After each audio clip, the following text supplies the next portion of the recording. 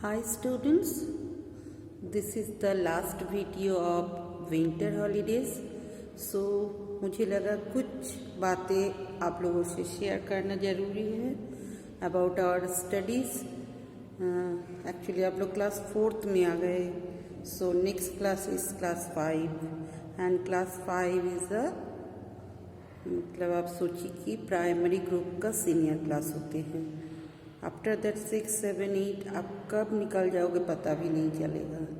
So be serious हो जाइए. जो अभी हॉलीडे सबको मिलेगा, सारे बच्चे जितनी ग्रामर चैप्टर, रीडर चैप्टर अभी तक हो चुका है, हर चीज़ को आराम से बैठ के टाइम दे के पढ़िए. क्वेश्चन आंसर याद करना उतना इम्पोर्टेंट नहीं है जितना मेन बेसिक चीज़ यही है कि आप इंग्लिश को बहुत अच्छे से समझिए. अंडरस्टूड होना चाहिए आपको इंग्लिश कि जो मैं रीड कर रहा हूँ उसका मीनिंग क्या है, मतलब क्या है.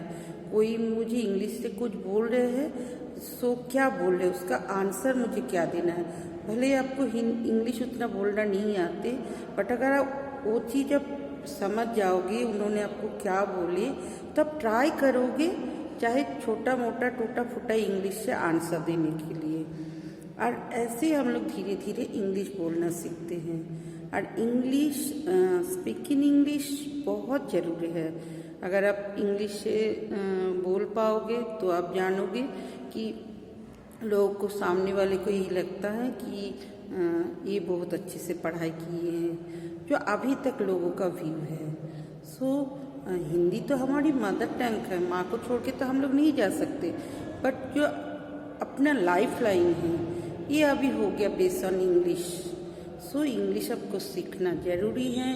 आप इंग्लिश बहुत अच्छे से सीखोगे तभी लाइफ में कुछ अच्छा कर पाओगे. करना तो है कुछ ना कुछ, लेकिन वो अच्छे से करना है तो आपको इंग्लिश सीखना बिल्कुल चाहिए, बहुत अच्छे से. ओके, सो मैम ने आज चैप्टर 1 से अभी तक जितने चैप्टर्स हुए हैं बस एक बार गो थ्रू करते हैं हम लोग कि उस चैप्टर में क्या बोला जा रहा है. और आप लोग सारे बच्चे सारे ग्रामर बुक, चाहे हिंदी हो, इंग्लिश हो, मैथ्स हो, सारे सब्जेक्ट हो अच्छे से रीड करोगे और ग्रामर को समझोगे अच्छे से, तो आपको सेंटेंस मेकिंग बोलना एकदम परफेक्ट होगा, करेक्ट होगा, उसमें कोई गलती नहीं रहेगा. इसलिए ग्रामर सीखना बहुत ज़रूरी है. Okay, so first chapter is our alphabetical order. Alphabet means ABCD and alphabetical order means ABCD. इसी ऑर्डर में XYZ तक हम लोग जिसको जैसे जाते हैं. और इसके अकॉर्डिंग अगर आपको डिक्शनरी में सर्च करना है तो अल्फ़ाबेटिकल ऑर्डर से ही हम लोग सर्च कर पाते हैं. जैसे A फिर AA फिर AB फिर ABBB, ऐसे करके आप डिक्शनरी सर्च करना आपको सीखना चाहिए. मुझे पता नहीं, मैं भी न्यू हूँ आप लोगों के लिए. अगर आप लोगों को नहीं आता है तो अभी आपको सीखना ज़रूरी है, क्योंकि आप लोग क्लास 4th में, मतलब ये नहीं कि आप बहुत छोटे क्लास में हो, है ना. सो आप हॉलीडेज़ में अगर घर में दीदी दादा भैया किसी का हो, नहीं तो पेरेंट्स के पास पहले से कोई डिक्शनरी हो, उसको सर्च करना सीखिए. नहीं तो आफ्टर हॉलीडेज़ मैं खुद डिक्शनरी सीन करा के आपको बताऊंगी कैसे सर्च करते हैं, है ना. एंड फर्स्ट चैप्टर वही है और उसी के according right each set of the word in alphabetical order. मतलब पूरा ये सेट जो है, जैसे ए से जो है उसको पहले, फिर बी, फिर से बी, ई, ऐसे हम लोग देखेंगे. बी के बाद सी, ऐसे ऑर्डर जो आएगा अल्फ़ाबेटिकल ऑर्डर, उसी के हिसाब से हम लोग अरेंज करेंगे. So go to next page. Now chapter 2, the sentence. Sentence को हिंदी में वाक्य बोला जाता है, जिसका इंग्लिश में सेंटेंस स्टार्ट होगा कैपिटल लेटर से ऑलवेज. जैसे रीड देखिए, R कैपिटल, I कैपिटल, जीत बोल के कोई बच्चे का नेम है, J कैपिटल, दा का T कैपिटल. सो ऑलवेज कोई भी सेंटेंस स्टार्ट होता है कैपिटल लेटर से एंड एंड होगा ऑलवेज चाहे वो फुल स्टॉप हो, चाहे वो क्वेश्चन मार्क हो, चाहे एक्सक्लेमेशन मार्क्स हो, ऐसे नॉर्मली हम लोग सेंटेंस को कंप्लीट करते हैं और उसका एक कंप्लीट सेंस होगा, एक मीनिंग होगा, मीनिंगफुल होना चाहिए। ये नहीं कि बहुत सारे वर्ड है उसमें नाउन, प्रोनाउन, एडजेक्टिव, वर्ब सारे भरा हुआ है लेकिन वो पूरा जम्बल मतलब इधर उधर है। उसको रीअरेंज करके सेंटेंस करना है जिसका एक मीनिंग होगा। सो सेंटेंस उसी को ही बोलेंगे जिसका एक कंप्लीट सेंस होगा। जैसे आप देखिए, in the drawing room, in the drawing room not a complete sense. भले ये कैपिटल लेटर से स्टार्ट हुआ है, फुल स्टॉप से एंड हुआ है। In the drawing room, drawing room में क्या है, इसमें जो नाउन होना चाहिए वो नाउन ही नहीं है, नेमिंग वर्ड ही नहीं है, कुछ तो होगा। So is not a sentence.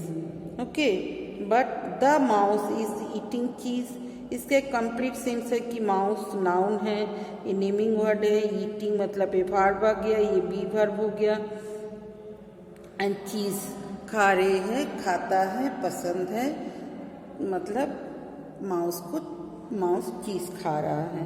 तो इसका एक कंप्लीट सेंस हुआ और वो भी कैपिटल लेटर से स्टार्ट भी हुए, दा का टी कैपिटल एंड एंड हुए फुल स्टॉप से।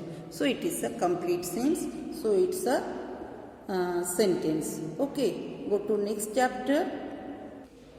Now chapter 3rd is subject and predicate.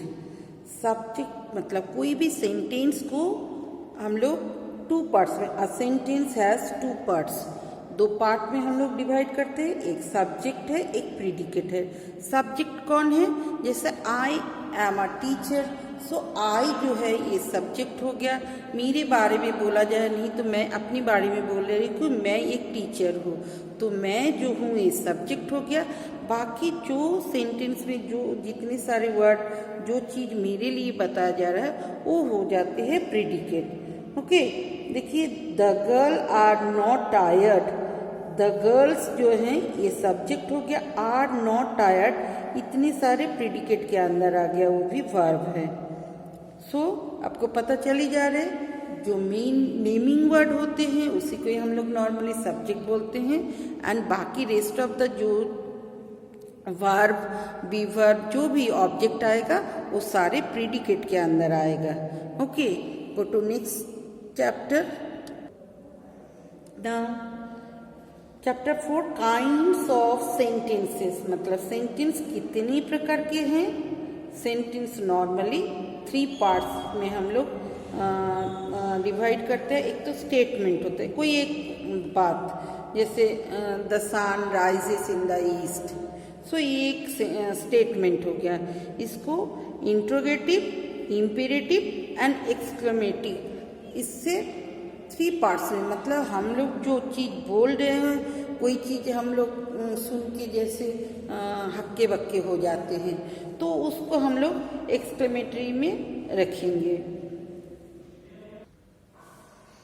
Now read here, I love to paint picture, इसको हम लोग स्टेटमेंट के अंदर रखेंगे, क्योंकि देखिए स्टेटमेंट में ये सेंटेंस है, सेंटेंस का एक पार्ट है, नॉर्मली बात है कर रहे हैं हम लोग। I love to paint picture, मुझे पेंट करना पसंद है, आई कैपिटल है एंड फुल स्टॉप से ये कंप्लीट हो रहे हैं। बट जो इंट्रोगेटिव, इम्पेरेटिव है, इसको हम लोग एक्सक्लेमेशन तो हम लोग बोले जो स्ट्रॉन्ग फीलिंग्स होते हैं बहुत ज़्यादा, तो उसके बारे में। अगर हम लोग इंट्रोगेटिव के बारे में आएंगे तो जो क्वेश्चन आते हैं सेंटेंस के अंदर, ये सारे आएगा इंट्रोगेटिव के। What is your name, did you meet mister Verma, ये सारे क्या हो गया इंट्रोगेटिव। इम्पेरेटिव क्या होगा, normally request, comment, gives, direction, कुछ करने के लिए बोला जा रहा है, कमेंट दिए, सो ये सब आ जाएगा imperative.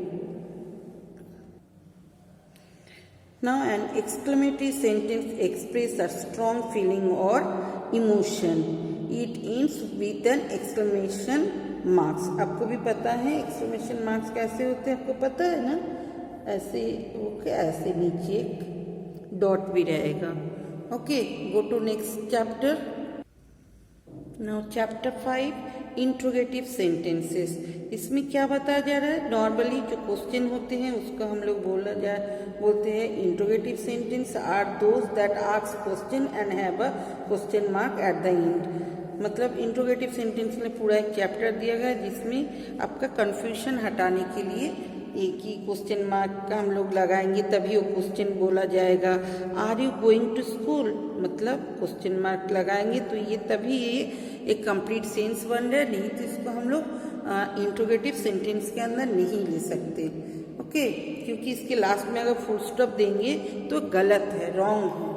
Okay, go to next chapter. Naturally negative sentences. Negative means ना, जो हम लोग बोला नहीं मैं ठीक नहीं हूँ, वो अच्छी नहीं है। जो नो नॉट का यूज कहीं ना कहीं एक बार आएगा इस सेंटेंस में, तभी वो नॉर्मली नेगेटिव सेंस के अंदर आएगा। Okay, now chapter 7 is nouns. And normally nouns जो है वो पार्ट्स ऑफ स्पीच का फर्स्ट लेसन हम लोग बोल सकते कि नाउन्स। सेंटेंस को हम लोग, sentences are made up of words. These words belong to different classes or groups. These groups or classes are called parts of speech. There are 8 parts of speech and they are noun, adjective, pronoun, verb, adverb, preposition, conjunction and interjection. तो noun जो है, noun के बारे में, noun normally किस चीज के बारे में हम लोग बोलते हैं? Means naming word. मैं, आप, ये सारे जो चीज होते हैं सामने जिसको देख रहे हैं, जो रूम है, जो अगर आप वर्ड बोलोगे वो भी नेमिंग वर्ड है ना। सो सारे जो हम लोग देख रहे हैं सामने जिसके बारे में हम लोग बोल रहे वही चीज को हम लोग नाउन बोलेंगे। जैसे पिक्चर में देखिए, ये सारी चीज जो है ये नाउन है। एक बोर्ड है, डॉग है, प्रीति सेन है, स्कूल जा रही बच्ची, ये सारे जो चीज है ये नाउन्स के अंदर आएगा। अब नाउन्स के जो काइंड है, कितने टाइप्स के नाउन हैं, जैसे कॉमन नाउन हो गया, प्रॉपर नाउन हो गया, कलेक्टिव नाउन हो गया। Common means boy, girl, country, city, river, player, pencil, day, building, ऐसे। जब प्रॉपर नाउन में वही चीज आएगा, उस कंट्री के नेम आएगा, जैसे India, Japan, China, cities, Delhi, Kolkata, Jaipur, ऐसे। और जब कलेक्टिव नाउन के लिए हम लोग बोलेंगे तब ग्रुप को बोलेंगे, एक साथ बहुत सारे लोग हैं तो हम लोग उसी ग्रुप को बोलेंगे कि crowd. Now everybody seen? Collective noun are names of groups of people, animal and things taken as one unit. एक साथ में बोलेंगे। देखिए कॉलम ए एंड बी में मैचअप करके दिया गया, जैसे a herd of cows, मतलब बहुत सारे काउ है। a school of fish, बहुत सारे फिश है तो उसको हम लोग बोलते हैं a school of fish। सो इस टाइप के सारे ग्रुप्स को एक साथ हम लोग इंग्लिश में एक अलग से नेम दिया गया है। अब चैप्टर 9 में क्या है? Nouns, numbers. मतलब अगर कोई चीज ओनली वन है आपके पास तो उसको हम लोग बोलते हैं सिंगुलर। एंड एक से ज्यादा 2, 3, 4, अभी आप लाख, करोड़ जो भी काउंट करिए उसको हम लोग प्लूरल बोलेंगे।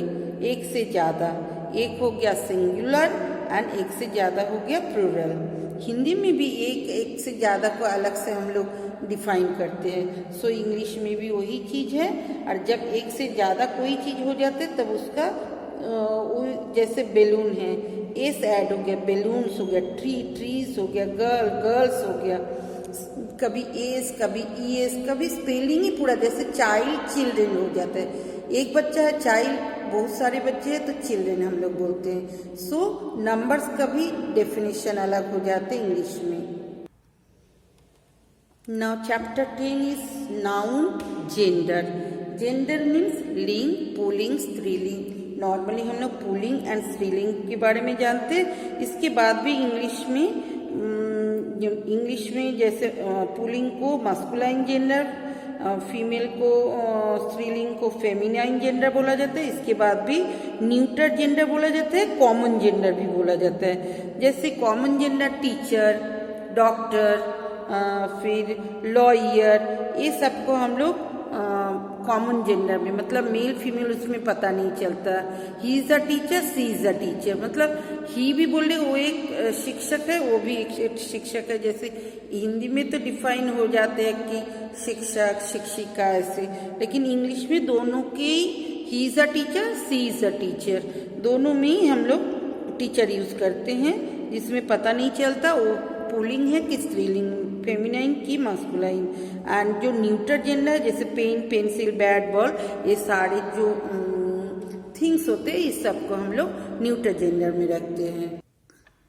Now chapter 11 is processions, means apostrophe S का जो यूज हम लोग क्लास 1, 2 एंड 3 में सीखे, उसी को आप क्लास 4th में आ गया तो आप सोच लीजिए कि आपका अपग्रेडेशन हो गया। सो एपोस्ट्रोफी एस को जैसे आप रीड करिए, the ring belonging to Radha is lost, मतलब जो राधा के रिंग थे वो खो गए हैं। सो राधा's रिंग इज लॉस्ट। सो आपको पता चल गया ये एपोस्ट्रोफी एस का यूज है।